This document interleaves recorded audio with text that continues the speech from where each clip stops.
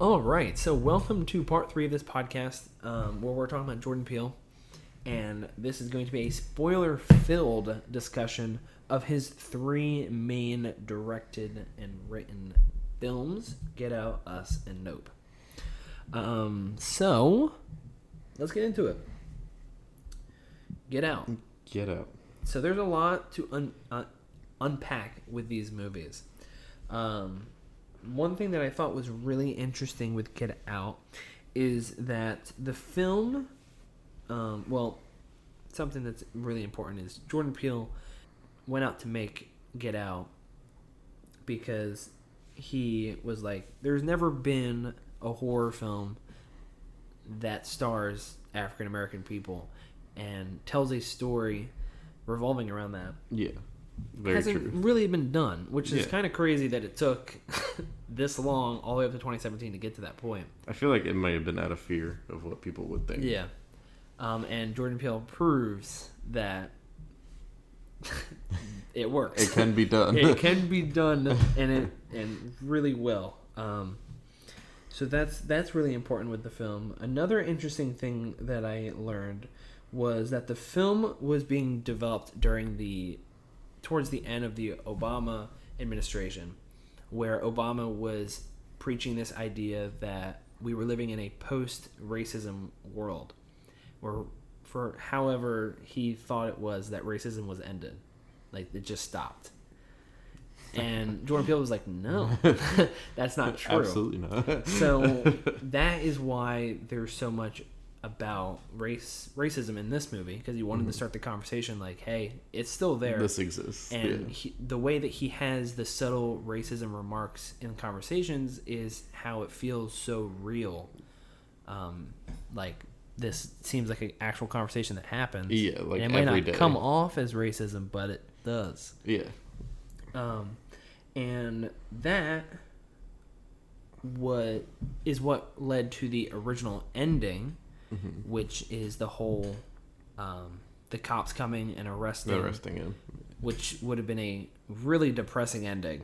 Yes. And I feel like it would have definitely made a point, but it wouldn't have been as satisfying as Chris being saved by his pal Ron. It's the fear that it's the fear in that last scene where you hear the sirens and you see lights, but you can't tell what color they are, and you just know somebody's coming. Yeah. Whether we don't even think it could be Rod. It's automatically assume, oh my God, look at the scene. It's the cops like coming. So it's like Jordan got his ending by because the audience has that thought where it's like, oh shit, this is really about to happen. He just went through all this, and he's going to jail. And he's going to go to jail. Yeah.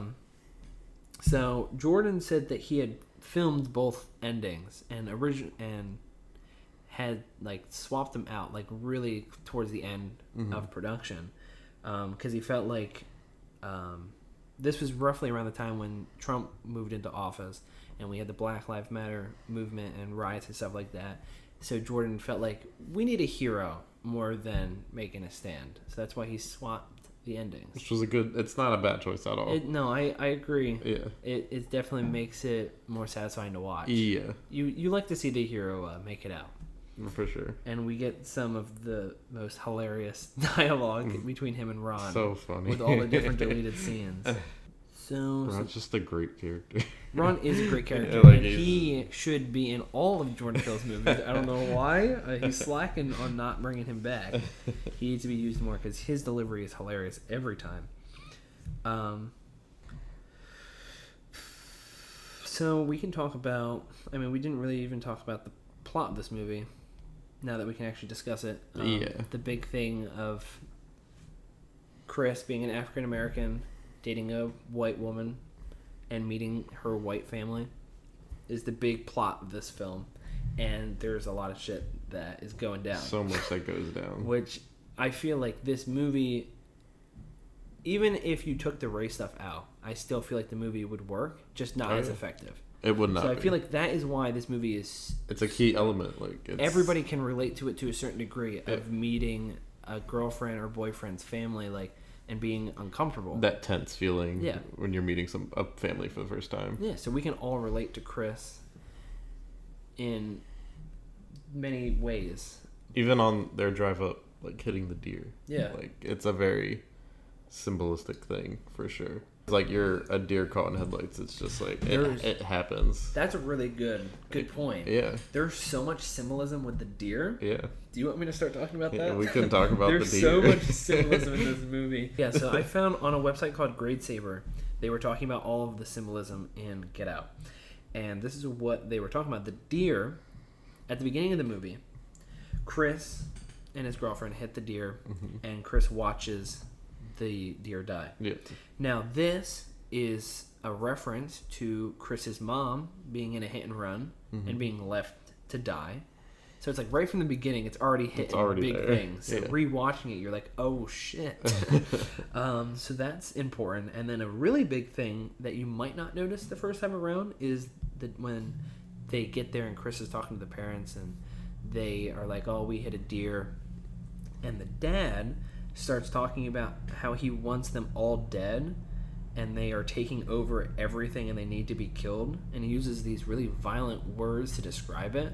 And it's like, it seems like he's referring to something else here. Yeah, for an animal that doesn't really do much except exist. It's a shame when deers run out in front of you and wreck your car, and it can definitely cause some problems. But it's like murdering all deer is kind of... It's kind of murder. A little suspicious.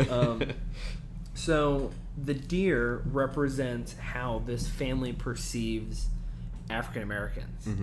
Where we see later on in the movie, Chris, when he's tied down, he looks up and sees a head of a deer mounted.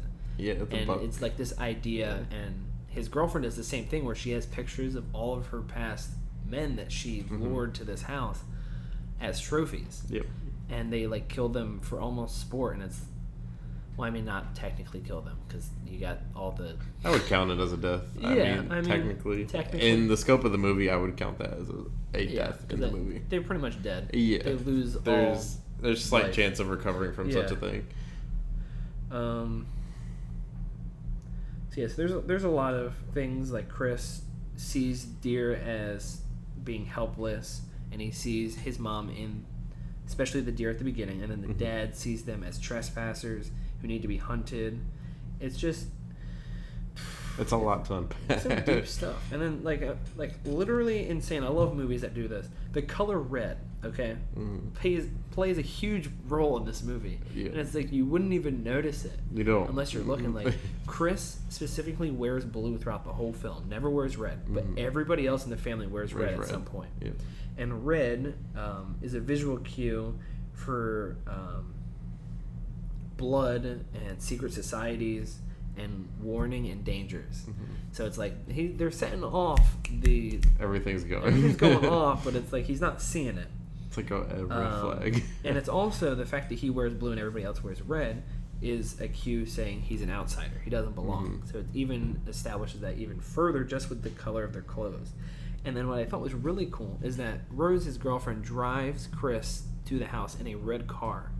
So right from the beginning, that was the warning. Like, you're that's going your red flag. Like, listen, you're already here. And so pretty crazy stuff going on just with that visual cues and stuff like that. There's definitely a lot more in the movie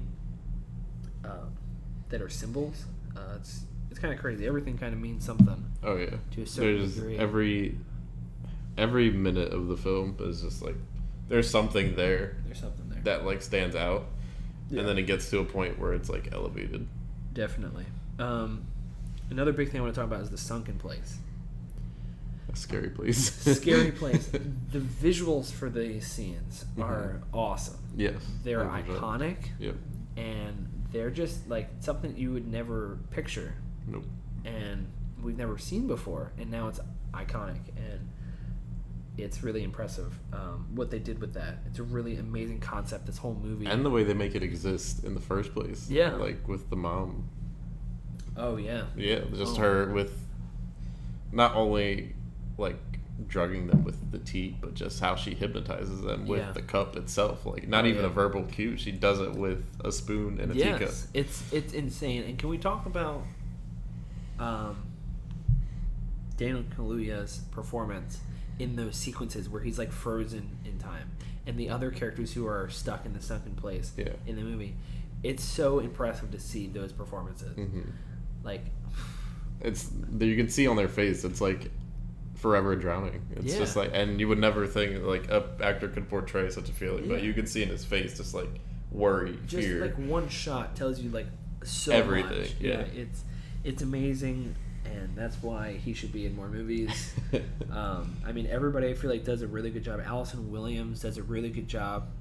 When she gets so creepy at the end. Yeah, because she seems like we can trust her throughout the whole movie. We're at least hoping that we can trust her. Mm-hmm. And then when she just switches from being like emotional, trying to find the keys, to being like, hey, you're gonna die. Yeah. So it's like, yeah, it's just really impressive to see someone perform like that, and it adds so much to the movie. Yeah, I need to see something really quick. But yeah, it's definitely, it's a lot to unpack between the family itself, just because like the dad, it's definitely a cult for sure, Mm-hmm. a cult feeling. Yep. And the dad just paints it off so subtly until you realize at the bidding scene. Yeah. And you're just like, wait a minute. you're sitting there, you see the picture of Chris, like it's a memorial. Yeah. And it's like an auction. You're like, what the Yeah. You're just like, oh no. What's going on here? And then the pieces are starting to fit into place here. And I think that's the scene where he was in a panic. He was in the room at the time. Now, this is where I find the genius of this movie. So there's so many moments when you're watching a horror movie where weird things start happening to the protagonist, but they stay. And everyone in the theater is like, why are they staying? They need to get into a car and leave. Yeah. They need to leave right now. And Jordan Peele really focused on this detail. And there's this very specific reason why Chris stays. And it's because he feels guilty for leaving his mom out on the sidewalk to die. Mm-hmm. He never wants to leave somebody he cares about ever again. And the fact that he still trusts his girlfriend throughout the whole movie, he's constantly trying to be there for her and not leave her. And that's what causes him to stay in that situation, and it gets worse and worse. And then even at the end, when he accidentally hits the one lady with the car, tries to help. Yeah, he could drive. He could just leave right now, but he has this feeling of like he can't leave. Like, I can't leave this. Yeah. So it's like it's really well written for that to be there. And can we just talk about the idea of rich white people wanting to inhabit the physical body of African Americans, and just that idea? Like, how did he come up with that? It's just, that's an age gap thing. That's a generational thing, because they say it in the movie, just because of I forget the names of the track racers that they mentioned. Oh, Jesse Owens. Yeah.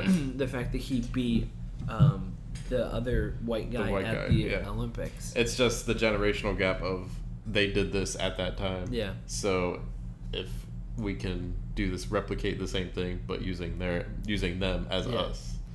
It's nuts. Yeah. It's nuts. It's just like, why would you think this is a good idea? But yeah, so really good movie. A fantastic movie. My Wi-Fi is named after this movie. Yeah, it was pretty funny. I'm logging into the Wi-Fi and it says "Get Out." Look at that. How festive. Trying to think, is there anything else? When I rewatched this, I did not remember the beginning of the movie, where during the apartment. No, the scene when the guy abducts. I'm forgetting the actor's name. Hold on. I think it's Lakeith Stanfield, who also. Who's the grandpa, the body? Yeah. I didn't remember. No, it's the guy who. He's the younger guy, who's been missing. Yeah. Him. He's the other one. My fault. Yeah. I know what you're talking about. Yeah. I didn't realize that was he got kidnapped at the beginning. But they made it so subtle. Like, it was so they subtle. dress him up different. They change him up entirely as a person. Something I did not catch. At the beginning of the movie, when the guy goes to kidnap him, there is a specific song playing. And later in the movie, when Chris takes the his girlfriend's brother's car. He gets in the car and he turns it on, and that same song is playing. Really? I didn't notice that. Yeah, I did not notice that the second time. Like, my brother pointed it out to me, and I was like, wow. So, like, that's what told you that the brother was the one who kidnapped him at the beginning of the movie.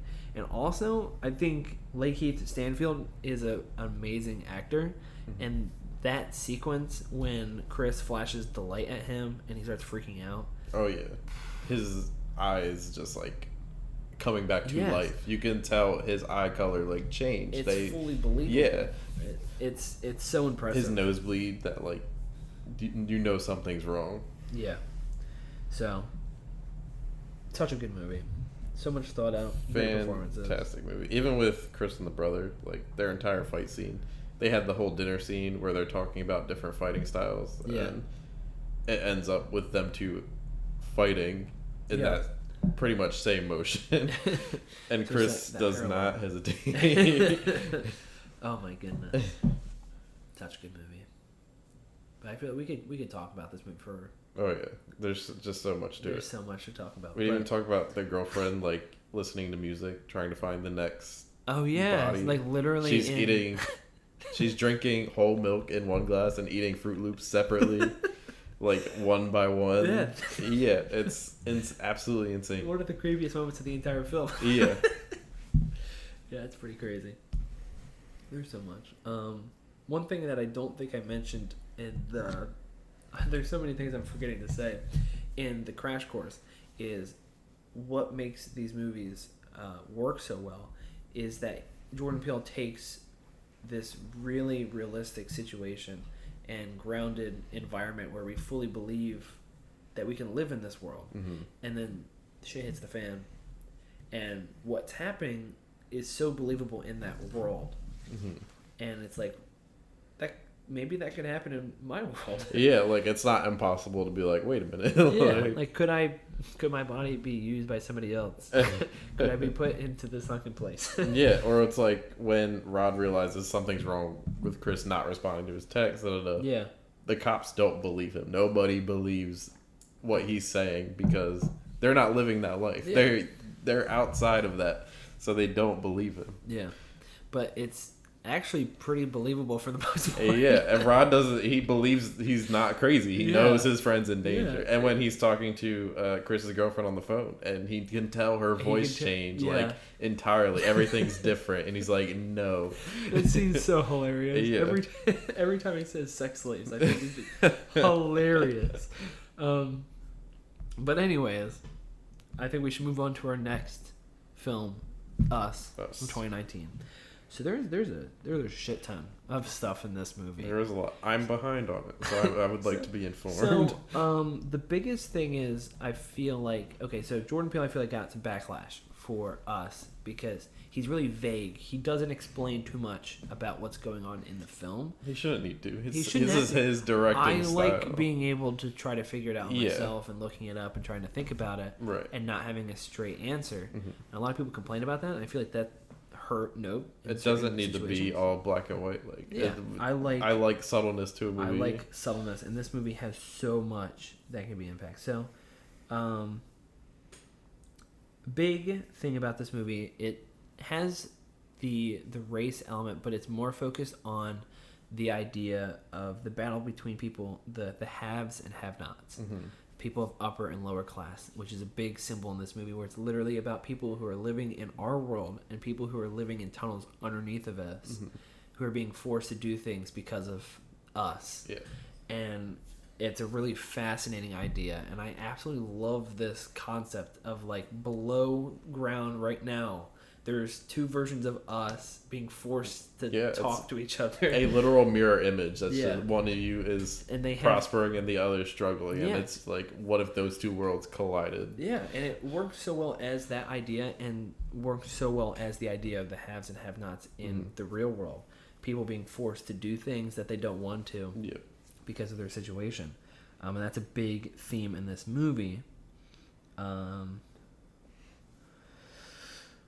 So Jordan, when he was asked about Us, he said it's actually pretty interesting how little the audience needs to run with an idea, and that I feel like is why Us works so well, is that he gives us very little information, and we fully are just captivated by those ideas to see what is coming next. Cool thing, Jordan Peele considers Alien to be one of the best horror movies of all time. Oh, that's cool. That is a very good. It's such a very good movie. movie. Yeah, it changed sci-fi as we know it. Oh yeah, 100%. So this movie was inspired by that in certain ways of having a very simple concept and having like a monster situation that's more personal. And there's a visual reference to Alien because we have the iconic scene where Ripley has the flamethrower. And when Dallas has the flamethrower in the tunnels and it's dark. In this movie, there's a scene where the dad is in darkness and shoots a flare gun. Yeah, and it I looks remember like that. The flamethrower. So that's cool. We need to talk about the fact that we have 4 actors who are doing a really good job of portraying their characters. But they also have to play their tethered versions of themselves from underneath the ground. And they become completely different human beings. It's so insane to watch an actor do 2 roles. Yeah. Almost simultaneously, but so different. Yes. It's so impressive on their acting abilities, especially the lead, Lupita. Yeah, Lupita kills it. She kills it in both character performances. So really interesting things that I found out about those ideas. So the reason why Gabe, the dad's tethered version of himself, has this really scary presence and this like violent attitude. Jordan Peele was basing this off of racist stereotypes of African American men being violent and stuff like that, which I think is interesting. But it makes sense for his character though, because it fits his have not have, where he has everything. Like he's a good dad, he has this, that. He can provide for his family, and his have not being the opposite of that. Yeah. It makes perfect sense. So it works. And the same thing goes for the daughter, where she's constantly smiling, which is referring to how women are expected to smile and show that emotion, and which is another whole layer to this movie, just with those 2 performances. So let's see. Another big theme in this movie is the inability to point the finger at ourselves, always blaming someone else.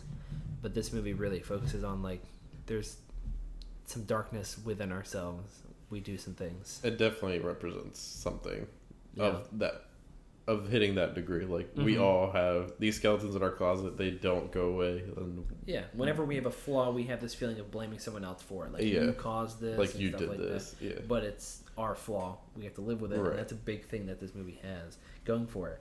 Now, something I really want to talk about is the whole twist with, you remember the twist, right? Where the mom switched places. Right. Now, rewatching it, it's so subtly done where you can't predict it throughout like majority of the film. I feel like it's really subtle where whenever the mom is acting weird, you're just like, oh, she got attacked by her doppelganger. So she's shook up to a certain degree. So it works so well in almost every scene. So I think that's really, really good writing and really good performances on her part. A big thing with the tethered, Jordan refers to as the other. The people we believe are different from us, we treat differently, even though we are the same. The look and action play into the stereotypes in the idea of us, not them, which is a big thing in this movie. So you want to hear about the symbolism in this film? Always. So, big thing that you can see on the forefront is the recurring 11:11. At the beginning of the movie, you see the line on a cardboard piece that says Jeremiah 11:11, which that verse I wrote down. Hold on, let me get to it. It reads, "Behold, I will bring evil upon them, which they shall not be able to escape, and though they shall cry unto me, I will not hearken unto them." Which pretty much is telling you what's going down. It's pretty much like a summarize. Yeah, the whole movie. All you gotta do is hit pause, look it up real quick. Yeah. So that's prevalent right at the beginning, but 11 pops up a lot. The dad is watching a football game. The score is tied 11-11. The clock, it's 11:11 p.m. Some obvious things. When the daughter gets the prize, it is number 11. The news report that's being broadcast is on channel 11. Channel 11, yeah. So there's just a lot of 11s, and I was like, why is 11 popping up so much, except for like the whole verse? 11 is two ones that are perfectly like a mirror image. Right. It's a 1-to-1. Which duality is a big part in this movie. Mm-hmm. Scissors are two that make a whole. Two halves, yeah. Like, there's so much. The Michael Jackson influence in this movie. She wears a Thriller shirt, and the costume design is all red with one glove, which is a reference to Michael Jackson's attire in the Thriller music video. Yeah. And the reason for this, Jordan Peele said, Michael Jackson is a big icon. Right. And the fact that in the Thriller music video, it focuses on two different personalities, his monster side and his normal side. His actual human. Yeah. So there's so much. The Freddy Krueger glove is, well, okay, I just literally said it. The glove, having one glove is a reference to Freddy Krueger. Yeah. The shots of the tethered underneath in the tunnels is a reference to zombies in Night of the Living Dead, which is a big iconic movie that handles racism. Mm-hmm. So that's big.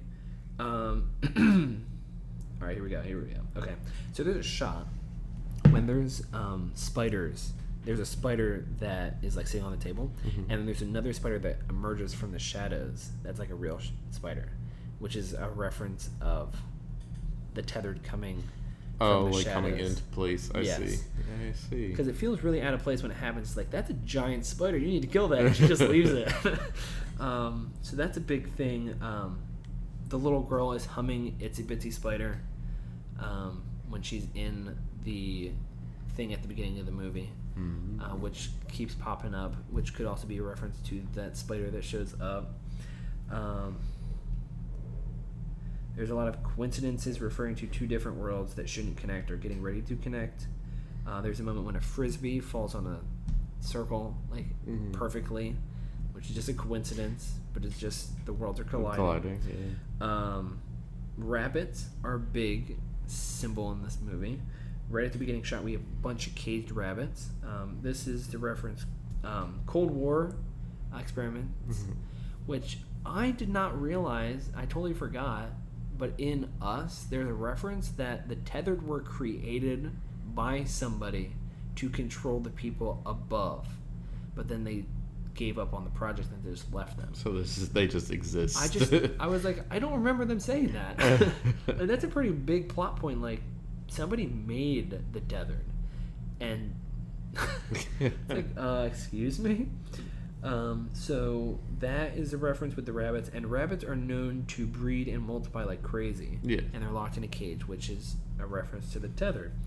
The mom's tethered version is called Red, and she is dressed in red clothing. Yeah. And Adrian, the mom, is in white clothing for the majority of the movie, but as she's killing people, they're slowly getting blood on them. So by the end of the movie, it's fully red, which is referring to her being the tethered version. Yeah. Another interesting thing is that Carl Walker artwork is like paper cutouts of people, and it's kind of what her art style is.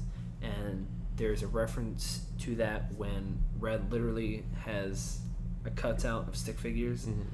And there's a shot of when the family's walking on the beach, they're casting a shadow. Yes. Which is referring to the tethered, and it's also referring to that art style of that artist. So that's, I feel like there's a lot. It is a lot. There's definitely a lot to break down. Yes, I didn't write down everything because there's so much. It's absolutely okay. One last thing. The tethered seems to take one thing after they kill somebody or getting ready to kill somebody. And at the end of the movie, when Adrian kills Red, she takes the necklace, which is another reference to her being the tethered, and also how she's making noises like a tethered. So there's a lot in this movie. I feel like I have another quote here. Hold on. Jordan Peele said, "In order to have an us, there must be a them. the core of them. Oh no, the core of the movie. We value what we have over the other. So it's like we care about ourselves. Yeah, over everything. Yeah. Go screw off. So yeah. It's definitely a lot to unpack. There's you can watch that movie 1,000 times over, and it's just I'm gonna want to watch constant. it again after my research. I want to watch that movie again. So I dig Us. There's a lot. It was a good movie for sure. I love that. Not really explaining too much, like the whole them being wrapped around the world and holding hands, like pretty creepy imagery. But it's not like fully explained exactly what they're trying to do, which I like the mystery of it. And then this movie again is more violent than Get Out and Nope, which is appreciated. Which is nice when you're dealing with an other half that wants out. Yeah, you can expect a bloody mess of it. There's definitely a lot, and I want to give credit real quick to most of the stuff that I just broke down. I learned from a podcast I listened to on. I'm gonna get it. You can just keep talking.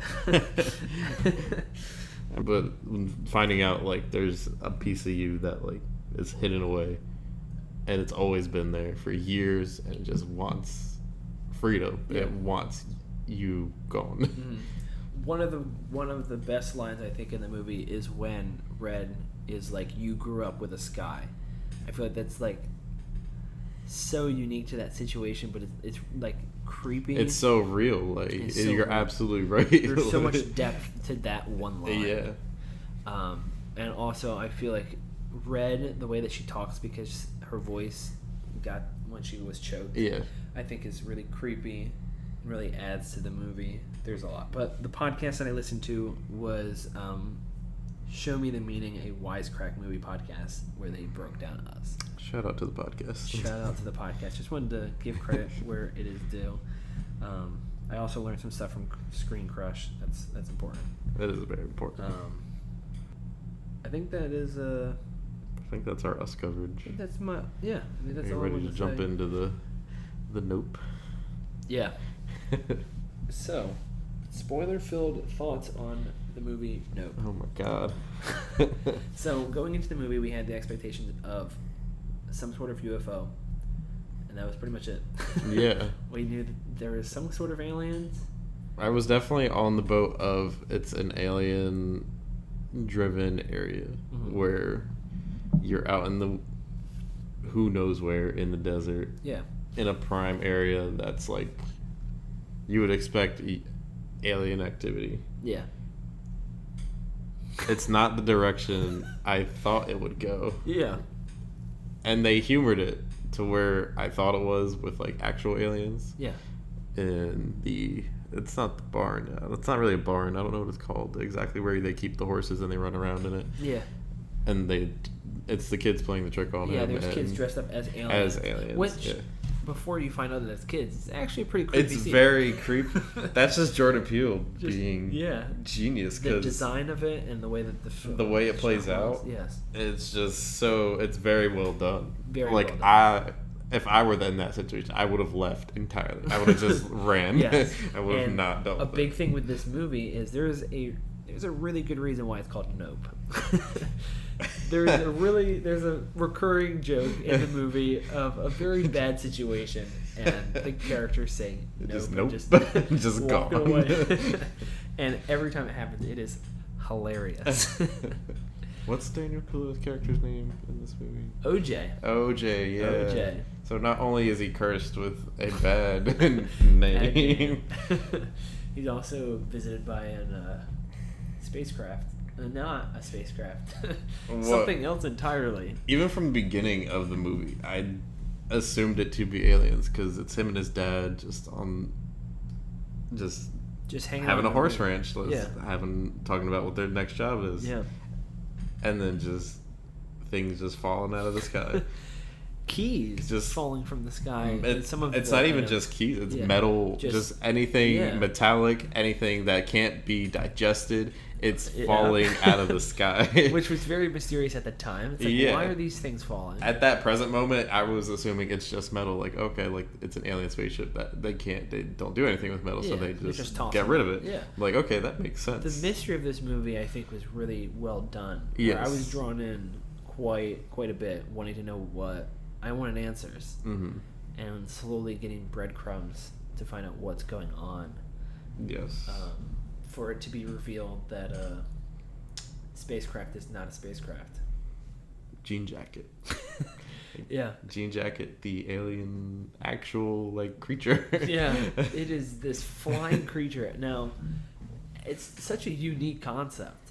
I can't recall ever seeing anything like this.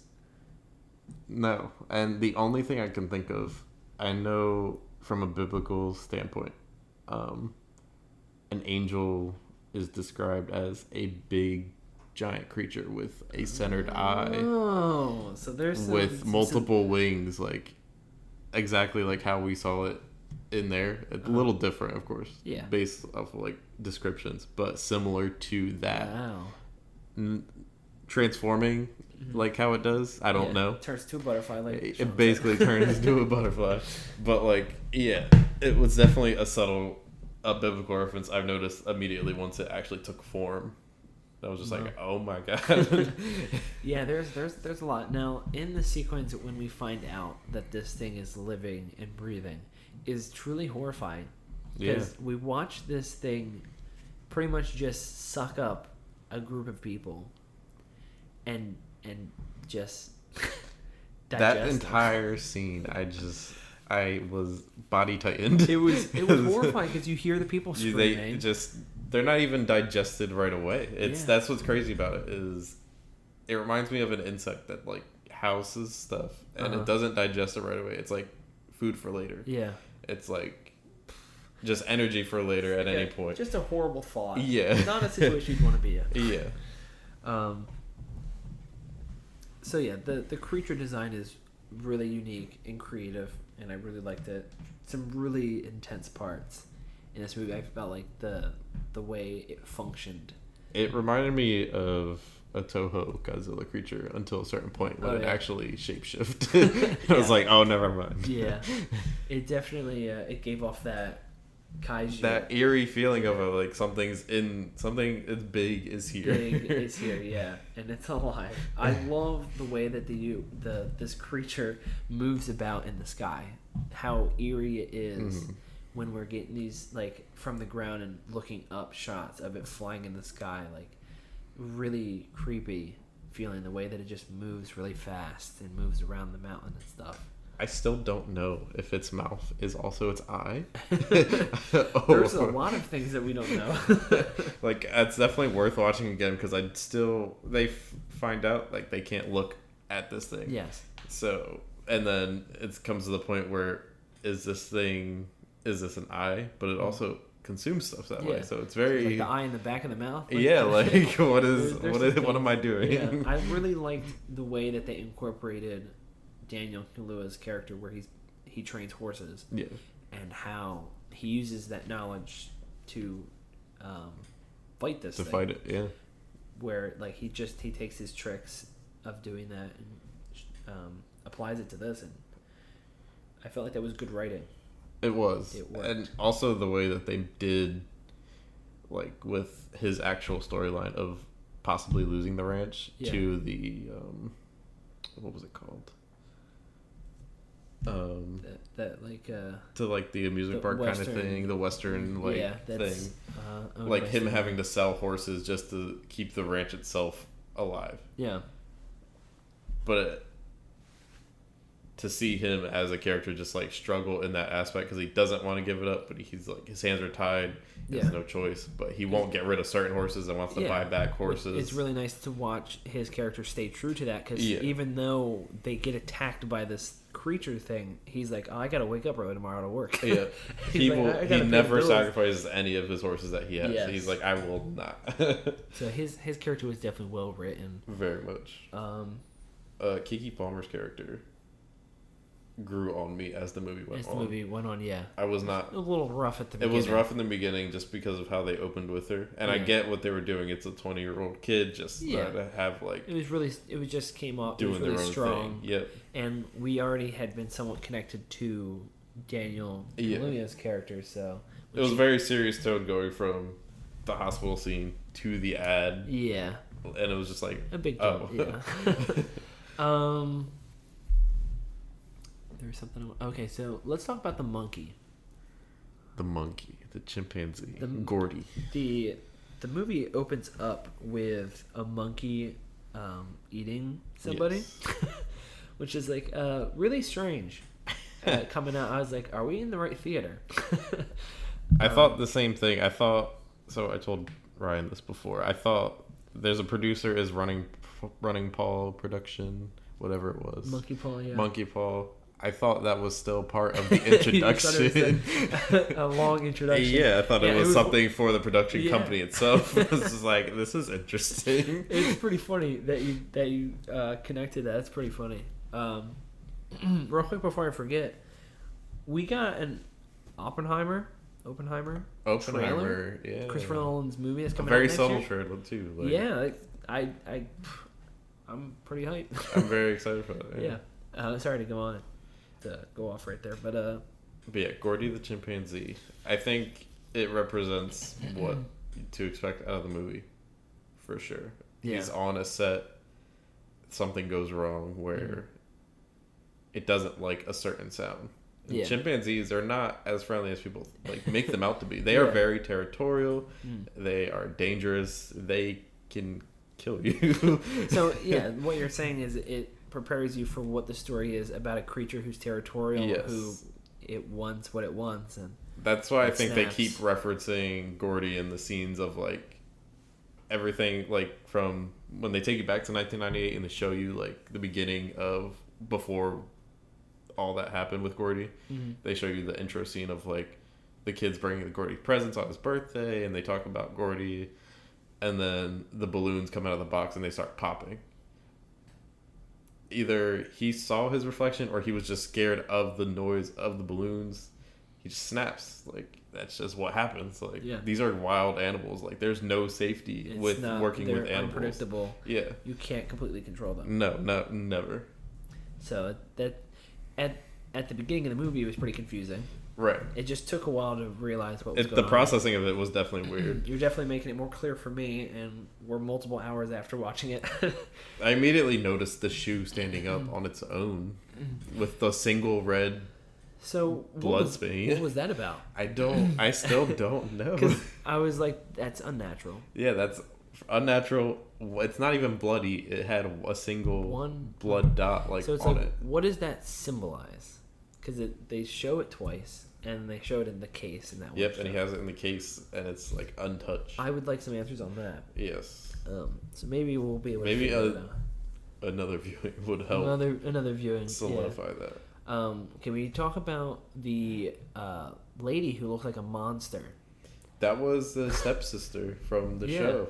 Which in the trailer makes it seem like it's the alien. The trailer makes it think she's a part of this, but looking at it now, it's like, oh, she survived the attack. She's terrible. She lost her face. Her face, yeah. Her entire face. That's rough. And she wears a shirt from the show, like, of her face. Because I think she's trying to relive herself. Yeah. She never recovered from that time. It would be hard to recover from that. Yeah. So she's just living vicariously through, like, what if it never happened? I'm just going to act like I'm going to cover my face and this is me. Look down here. Yeah. But yeah, it's definitely a lot of... Oh, we haven't even talked about the best part of the movie. Which is... The sequence when we have the monster over top of the house and the blood pours out from it. Bloody house. And it covers, like, the shot looks so cool. It's so subtle. They start with the keys falling. Yeah. And then they go to the window and you just hear a splat. Yeah. And it's just blood running down. It's like just something you've never seen before of watching blood rain down on a house. Yeah. The vibe I got from that, it was Oh my god, what's the movie? I had it in my head 5 seconds ago. Carrie? Yes, thank Carrie. you. You're welcome. Yes, Carrie, like in the auditorium when she just, when the like, pig blood lands on top of her. The blood lands on top of her, and then it's just a massacre. And everything goes crazy. That's a good. That's probably really intentional for that. But yeah, I just love how creative that was. Never seen anything like it. I loved the way it blocked the rain. Yeah, and you could this just eeriness of like seeing it, and you couldn't tell. Like, you could see he wasn't there when it's over the house. You can see the rain in the distance, but you can also see the blood in very clear light. Yeah. Man, that sequence was my favorite of the movie. It was very well like, done. Peaked. Yeah. There. And then when the creature was hovering over OJ and Lucky when they were in the truck. Yeah. When it went from the house to him, and the fake horse actually crashes through his windshield. Oh my gosh. Definitely best jump Probably scare. one of the biggest jump scares in that entire movie. Yeah. Of Jordan Peele's career. Yeah. So subtle because it's so quiet. Yes. For like 5 minutes. And it's just out of nowhere. That whole scene was when I couldn't breathe. And that jump scare allowed me to breathe again. That was very intense. When they had to run to the car. Yeah. Like, you're like, at any moment, they're done. They're getting subbed. Yeah, that's exactly how I thought was going to happen. I was like, oh my god, this is it. Like, this is where the movie ends. Yeah. So yeah, when that whole thing was happening, I was like, man, like, this movie was really quick. Yeah. And then, like, that wasn't the end. Which is good, though, because there was so much more than the movie. There was still a lot they had to do. And the director of the ad, like, just saying the impossible needs to stay impossible, and he just dies. He gives himself up to the creature. Just gave up. Yeah, that was something. He was all about pushing the impossible and making it a reality, and when they did, he was like, no. No thanks. Yeah, I feel like that's probably pretty important kind of idea. The impossible staying impossible. Yeah, for sure. We can talk about the weird music choice at the ending fight. Yeah, that was odd. It was weird because, I mean, we got some pretty cool moments where OJ was outsmarting the creature. Yes. Which is really interesting. But it's like, they made it where it was like a Western, where he was like Clint Eastwood, and it was like this like upbeat magical music. Yeah. Like, I don't know, this giant butterfly-looking thing. It doesn't trying to match. Eat everyone. So it just felt a little weird, I guess. That needs some explaining from Peele or somebody. Because I'm sure he probably had some reason for it. What's crazy is they reference the Navy footage that came out. That was actual footage that came out. Oh. It was referenced, I forget what year it was, or they say it. I think it was, I don't know if it was 2017. Let me see. I mean, it's only because I read something after we watched the movie. Okay. It was referencing, like, how real is this? How real do you believe this movie is, like, in comparison to everything? And I guess he based. Not only was the creature based off, like, his own thoughts and, like, a biblical angel and, like, everything, but, like, actual aliens, because it was the actual footage that was, like, released, whether intentionally publicly or not. Yeah. Like, finding life out there that could do anything. Yeah. He definitely made it his own beat of a giant creature, for sure. But it was creative keeping it the shape of UFOs. Yes, it was. There's so much. That's genius. About that, yeah, because we've always thought it was just a spaceship. Yeah. But no, it is a giant monster. And it's surviving just being a cloud, just not an really unmoving eerie. cloud. Yeah. Very eerie watching that cloud not move. Very simple, subtle things that make it. When they originally talked about, like, finding what was different, I thought they were looking at the mountains themselves. Yeah, I thought so too. And then finding out it was above them, it was just like, oh no. So yeah, I'm sure there's quite a few shots at the beginning of the movie where there's a cloud not moving. I feel like there has to be. Like, I was looking in the background trying to see if there was like a spaceship moving. throughout the beginning of the movie because I was like, I tried to find multiple just to see like, okay, maybe there's more out there. Like maybe this thing is like an asexual creature that just if it eats enough, it will spawn more. Yeah. So, I mean, I'm sure there could be something in there that we just missed, but I will say that this film, after watching it this first time, I guess I just need to watch it a second time. It didn't hit me as hard because it's a much more thriller than horror. Mm-hmm. And it doesn't make it a bad movie at all. Yeah, it's still a solid movie. A very good movie, but it definitely requires a taste for that kind of movie. Yeah, so it's proper to go into this movie not expecting too much horror. Yeah, don't expect a previous, like for Jordan Peele, don't expect previous work. He's clearly working off of his own beat where don't even think about the previous movies. So if you do that, you're setting yourself up for not a good time. Yeah, so go in this movie more of like a vibe. I don't even want to say a Godzilla movie.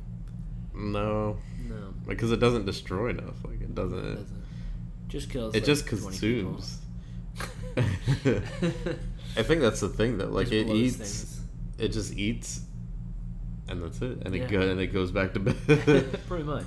What about that great laugh when the guy on the motorcycle is driving with his camera and he hits the wall? He hits the EMP field and he's just like going. I thought that was hilarious. Because it's so real though. Like a TMZ person would go out of their way to do something ridiculous like that. And his arm is broken. He can't even walk, and he's like, "Where's my camera?" Yeah. I'm just like, "What? So you're dying." Definitely, probably talking about people being obsessed with certain things. The way they made him look, though, his helmet with the one eye, like very alien-like. Yeah, that was creepy. I definitely thought he was like some government. I thought the same thing initially until he started mentioning the camera. Yeah, it's like, oh no, just looking for a story. Yeah, man, but it was very well done with that. It's like a 10-second character. Yeah, and it worked really well. Yeah, we are at 53 minutes. These movies are endless. There's a lot. I'm just thinking about it, it's like, man, I'm not going to be able to do one podcast per month. If I do like Christopher Nolan with his like 10, 12 movies. No, that would have to be broken down. That's going to be broken down. Yeah. And do like 3 parts. Yeah. I mean, some of them aren't that deep though. Yeah. Like when we're talking about Jordan Peele, all 3 movies have symbolism, a depth that needs to be discussed. Yeah, so I just have to, I guess, really focus on specifics of what I want to talk about. Yeah, narrow it down. But I just really wanted to talk about those cool details. A very well made movie for sure. Definitely slower paced, but a very well made movie. Yeah, it was a good movie. Yeah. I'm excited to watch it again. Yeah, I'll be pre-ordering the 4K when it comes up. It's worth it. Oh yeah. I'm gonna say this last thing. This is a quote from a particular Twilight Zone episode, and I thought it was pretty cool. It is, "How would you feel if you spent your life making your dreams a reality, only to find out that reality itself is a dream all along?" That's deep. So I thought that was pretty interesting. I write that down. So yeah, just think about that. I don't want to. So I guess that is our thoughts on Jordan Peele's filmography to this point. He's killing his genre. He is killing it. He's making his mark. I can't wait to see what he does next. His timeline of just from actor to producer to director is so crazy to me. It's so crazy. And I respect the hell out of it. It's insane. Yeah. It's so impressive. But he's done very good work. Yes, and I hope he sticks to his original stuff. Yeah, even with the spoiler talk, I would recommend watching all 3 of those movies, like, without hesitation. Yeah. If you haven't seen them before, I don't know why you're still listening to us. You should be watching this movie right now. Yes. Oh, man. So good. So, yeah, go check out Jordan Peele. None of his movies are streaming for free. Candyman is. Candyman is his produced movie. Is produced Maybe Keanu. He produced that. Yeah, that's probably somewhere. So yeah, I guess that concludes our first episode of this Beginner's Guide to Filmmaker podcast.